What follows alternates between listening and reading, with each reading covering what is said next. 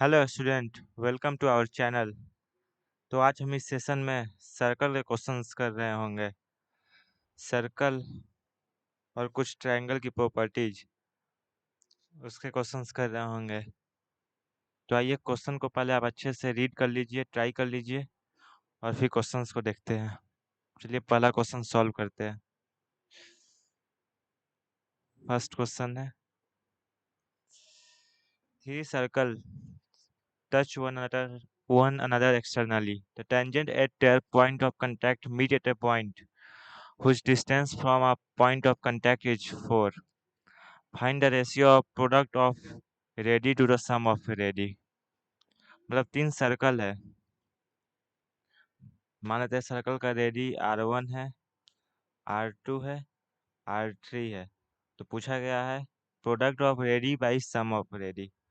R1 plus ये product by sum पूछा है। R1 R2 R3 upon R1 plus R2 plus R3। चलिए आइए सॉल्व करते हैं। तीनों सर्कल एक दूसरे को एक्सटर्नली टच कर रहा है, तो सर्कल को टच करा दिए। अब हमारे फिगर पे नहीं जाएंगे क्योंकि फिगर हम इतना अच्छा पेन टैबलेट से बन नहीं रहा है ऑनलाइन, लेकिन आप कॉन्सेप्ट समझिए। ये तीनों टच किया है ऐसे, ये टच, ये यहाँ टच कर रहा है, ये टच। इसका सेंटर ये है, ये दोनों सेंटर है, सेंटर को ज्वाइन किए। ये वाला डिस्टेंस पूछा है, ये वाला डिस्टेंस। ये जो है तेरा point of contact, tangent at their point of contact. यहाँ जो टेंजेंट खींचे, ये और ये, तो ये पॉइंट ऑफ कांटेक्ट से ये डिस्टेंस जो है 4 है। उसी तरह ये डिस्टेंस जो है 4 है और ये डिस्टेंस जो है 4 है। इस सर्कल का रेडियस R1 मान लिए तो ये भी R1, ये भी R1। इसका R2 मान लिए तो ये R2, ये R2। इसका R3 मान लिए तो ये भी R3। अब देखिए ये परपेंडिकुलर होगा ये लाइन, और हर जगह से कांस्टेंट है। और ये देखिए ये दोनों इक्वल है, ये दोनों इक्वल है, तो इसका मतलब ये जो होगा इस ट्रायंगल का, इस ट्रायंगल का, इसको ए मान ले, बी मान ले और सी मान ले। ए बी सी ट्रायंगल का इन सेंटर हुआ। इन सेंटर क्या होता है? परपेंडिकुलर होता है, बाइसेक्टर नहीं होता है। परपेंडिकुलर बाइसेक्ट सर्कल के केस में करता है, ट्रायंगल के साइड को बाइसेक्ट करते हैं तो सर्कम सेंटर होता है। इन सेंटर पास परपेंडिकुलर होता है साइड पे, कोई जरूरी नहीं है कि बाइसेक्टर होगा। ये इक्विलेटरल ट्रायंगल के केस में होता है, लेकिन हर केस में नहीं कर सकते। तो ये होता है, ये इसके लिए ये है एंगल बाइसेक्टर। ये एंगल बाइसेक्ट करेगा, इसको ज्वाइन करेंगे आगे, ये एंगल बाइसेक्ट करेगा और ये प्रूफ भी हो जाएगा। ये सर्कल पाते समय करते हैं, ये दोनों इक्वल है और ये परपेंडिकुलर परपेंडिकुलर है, कंग्रुएंसी से प्रूफ हो जाता है ये दोनों इक्वल है। तो ये इन सर्कल हो गया और R1 R2 R3 साइड इसका हो गया। एक साइड हो गया R1 प्लस R2, एक R2 प्लस R3, एक R3 प्लस R1। ये साइड हो गया इस ट्रायंगल का। तो हमें इस ट्रायंगल का इन सर्कल के रेडियस का फॉर्मूला लगा दे। डेल्टा इक्वल टू क्या होता है? डेल ये इन सर्कल का रेडियस का R equal to delta upon s होता है। तो एस हो गया R1 plus R2 plus R3, sum of साइज बाई डू, और सब R1 दो बार रिपीट होंगे, सब दो दो बार। तो ये डेल्टा क्या हो गया? S into S minus A, तो रूट, ये आर का वैल्यू 4 दिया है, 4 लिख लिए। डेल्टा क्या हो गया? S R1 plus R2 plus R3 S minus A, तो R3 into R1 into R2 upon S क्या हो गया? R1 plus R2 plus R3। दोनों तरफ स्क्वायर किए तो ये 16 इक्वल टू क्या हो गया? R1 R2 R3 upon R1 plus R2 plus R3 हो गया। यही वैल्यू निकालना था, प्रोडक्ट ऑफ रेडी बाई सम। इसका स्क्वायर करेंगे और यहाँ से एक कैंसिल हो जाएगा, तो ये बचा। ये इतना सिंपल सा था, ये आ गया। बस इसमें यही पता करना था, ये परपेंडिकुलर है और ये एंगल बाइसेक्टर है, तो ये इन सर्कल हुआ क्योंकि ये और ये इक्वल है। ट्रायंगल का कांस्टेंट डिस्टेंस पे है, ये परपेंडिकुलर है, तो इस ट्रायंगल का जो होगा ये जो डिस्टेंस है इन सर्कल हुआ, ये इन सर्कल का सेंटर हुआ, तो ये जो डिस्टेंस हुआ इन रेडियस हुआ। ये उम्मीद है आपको क्लियर हुआ होगा सब। थोड़ा सा फिगर गंदा हो गया है। चलिए, उम्मीद है आप कंसेप्ट समझ गए होंगे। फिगर पे मत जाइएगा। आइए दूसरा सवाल देखते हैं।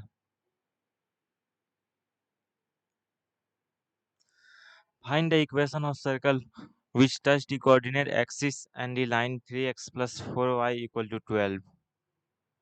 Equations of circle. अच्छा, ये इसको आइए ट्राई करते हैं।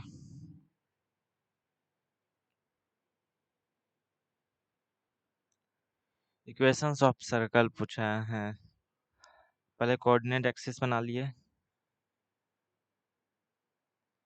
एक्स है ये वाई है। 3x plus 4y equal to 12 line बना लिए। x इक्वल टू 4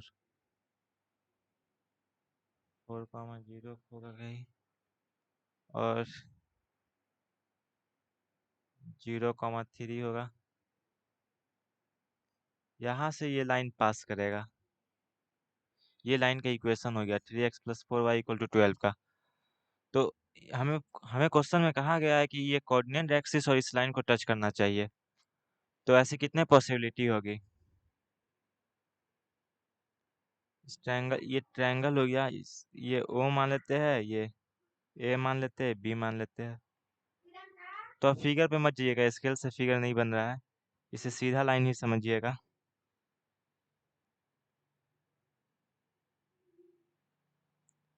तो एक सर्कल यहाँ से हो जाएगा जो तीनों को टच करेगा। एक सर्कल यहाँ पॉसिबल है, ये टच करेगा कोऑर्डिनेट एक्सिस को, नहीं टच करा पाए हम, लेकिन टच करेगा ये लाइन को भी। एक सर्कल का पॉसिबिलिटी यहाँ है, समझिए ये ट्रायंगल हो गया। ये सब एक सर्कल हो गया, एक यहाँ हो गया। ये सब एक सर्कल हो गया, ये इन सर्कल हो गया। तो हम लोग इन सर्कल, टोटल 4 सर्कल पॉसिबल होंगे। पूछते हैं ये सब मिक्स टाइप के प्रॉब्लम में, मल्टीपल आंसर्स रहते हैं और पूछते हैं। तो 4 सर्कल पॉसिबल है, एक इन सर्कल, 3 एक्स सर्कल, 1 इन सर्कल, 3 एक्स सर्कल। तो इसका ये देखिए, इन सर्कल का रेडियस क्या होगा, r equal to delta upon s. ये डेल्टा क्या हो गया, 1/2 इंटू 4 इंटू 3, 6 हो गया। और एस क्या हो गया, ये 5 हुआ। तो 4 + 3 7, 5 12, एस भी 6 हुआ, एस भी 6 हुआ, 12/2 6 हो गया। तो r equal to delta upon 6, 6 upon delta upon s, या डेल्टा अपॉन 6 चुका है, 6/6 इक्वल टू 1 हो गया। ये इन सर्कल का रेडियस 1 हुआ।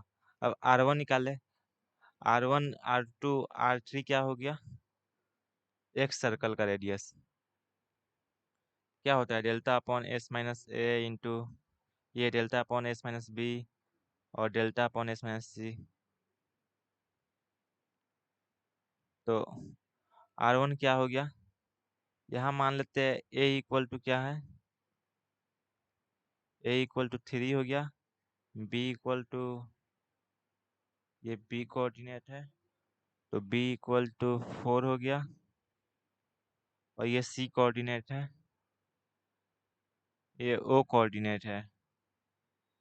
मतलब यहाँ एस माइनस ओ साइड्स पे है, सी और ए सो साइड को डिनोट कर रहा है, तो ओ मान लीजिए ये 5 हो गया। तो एक रेडियस जो होगा R1 जो होगा इससे कॉरस्पॉन्डिंग ये वाला रेडियस क्या हो जाएगा, डेल्टा 6 दिया हुआ है, एस है 6 माइनस ए क्या हो गया 3, तो इसका रेडियस 2 आ गया। इसी तरह R2 हो जाएगा 6/6 - 4 = 3। इसी तरह R3 हो जाएगा 6/6 - 5 = 6। तो ये आप कॉरस्पॉन्डिंग देख लेंगे, यहाँ ABC नोटेशन है, साइड्स का नोटेशन है, आप अपने हिसाब से इसको एडजस्ट करके देख लेंगे। तो ये सारे सर्कल का रेडियस आ गया। अब देखिए, जब जो सर्कल जो कोऑर्डिनेट एक्सिस को टच करता है तो उसका कोऑर्डिनेट कैसे निकालेंगे? उसका जैसे ये सर्कल कोऑर्डिनेट एक्सिस को टच किया तो उसका जो एक्स और वाई दोनों कोऑर्डिनेट सेम होगा और वे रेडियस के बराबर होगा। आर रेडियस हो गया, आपके साथ कोऑर्डिनेट भी r, r हो गया। तो उसका इक्वेशन हो गया x - r का whole square plus y - r का होल स्क्वायर = r²। अब यहाँ इस हिसाब से आप चेक कर लीजिए, जैसे इन सर्कल का 1 आया है तो इसका सेंटर 1,1 हो गया, 1,1 हो गया। तो इक्वेशन लिख लिया जाए, एक बार अपने से इक्वेशन आप वीडियो पॉज करके लिख लीजिएगा ताकि आपको कॉन्फिडेंस आ जाए। तो x - 1 का होल स्क्वायर प्लस y - 1 का होल स्क्वायर = 1। उसी तरह 6 आया था, 6 किसके करस्पॉन्डिंग आया था? ये साइड 5 है, ये साइड 5 है तो इसे करस्पॉन्डिंग 6 आया था, क्योंकि नीचे डिनोमिनेटर में 6 - 5 हुआ था ना, तो इससे हो जाएगा x - 6 का होल स्क्वायर प्लस y - 6 का होल स्क्वायर = 6²। रेडियस 6 है। उसी तरीके से ये 2 के करस्पॉन्डिंग कौन सा था? 2 जो था 3 के करस्पॉन्डिंग कौन सा था? 3 के करस्पॉन्डिंग ये साइड 3 है, तो ये वाला था। तो इसका देखिए, इसका आपको चेक करना पड़ेगा एक्स कोऑर्डिनेट और y coordinate. X coordinate negative हुआ, वाई कोऑर्डिनेट पॉजिटिव हुआ, तो सेंटर इसका क्या हो जाएगा? 3, माइनस ये इसका सेंटर क्या, सेंटर चेक किए, एक्स हो गया। ये जो है एक सर्कल इस साइड के कॉरस्पॉन्डिंग है, ए के कॉरस्पॉन्डिंग थे। ए के कॉरस्पॉन्डिंग कितना आया था? 2 आया था, तो इसका सेंटर क्या हो जाएगा? -2,2, क्योंकि y पॉजिटिव है, x निगेटिव है। तो इसका इक्वेशन क्या हो जाएगा? x + 2 का whole square plus y positive था तो y - 2 का होल स्क्वायर = 2 का स्क्वायर। इस तरीके से आप चेक कर लेंगे। इसका एक तरीका और है, आप जो प्योर सर्कल मेथड से, इस तो एडवांस का तैयारी करते हैं जो स्टूडेंट, उनको थोड़ा ट्रायंगल का भी आइडिया होता है तो इससे कर लेते हैं और थोड़ा कोऑर्डिनेट चेक कर लेते हैं। लेकिन एक और इसका ये तरीका है, कोई कोई सर्कल जो कोऑर्डिनेट एक्सिस को टच करे, मान लीजिए यहाँ स्ट्रेट लाइन था तो आप साइड से आराम से पता कर लिए। कोई अगर ट्रायंगल कोऑर्डिनेट एक्सिस को टच करता है तो उसका सेंटर जो होता है r, r रेडियस के बराबर ही होता है और रेडियस r होता है, सेंटर भी r, r। और उस पर आप कंडीशन सेटिस्फाई करा देंगे तो r का विथ साइन आ जाएगा। तो x - r का होल स्क्वायर लिखें प्लस y - r का होल स्क्वायर लिखें = r²। अब इस लाइन को टच कर रहा था 3x + 4y = 12 को, तो ये देखिए r, r से इसका डिस्टेंस जो होगा r के बराबर होगा, तो 3r + 4r - 12/5 ये रूट में = r हो गया। तो कितना 7r - 12 का होल स्क्वायर = 5r का स्क्वायर।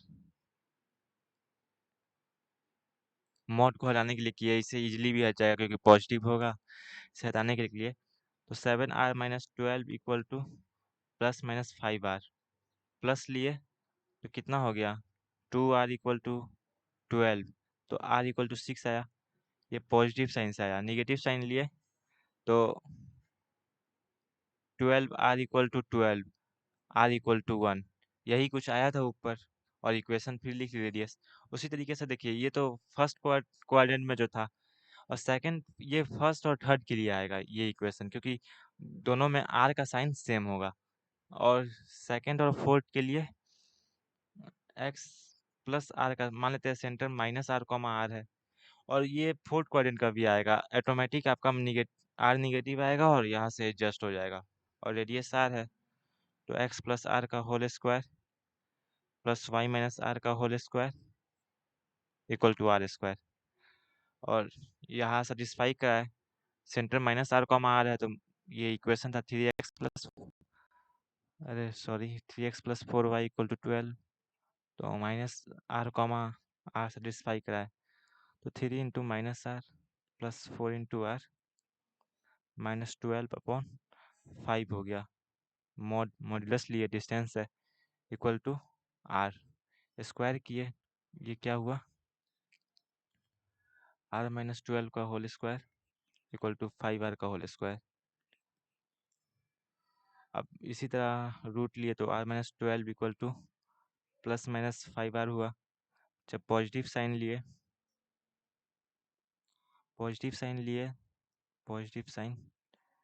तो 4r equal to minus 12, r equal to minus 3 आया, निगेटिव साइन लिए 6r इक्वल टू 12, तो r इक्वल टू 2, यही ऊपर आ रहा था, और आप उसी हिसाब से ये सेटिस्फाई करा लेंगे कोऑर्डिनेट, या आप वैल्यू रख के उसी तरीके से वही जो ऊपर इक्वेशन आया था वही आएगा। इसका दोनों तरीका आप उम्मीद है आप सीख गए होंगे। तो चलिए आज के सेशन में इतना ही, फिर अगले सेशन में कुछ और सवाल करेंगे। तब तक के लिए bye, thanks for watching, thanks.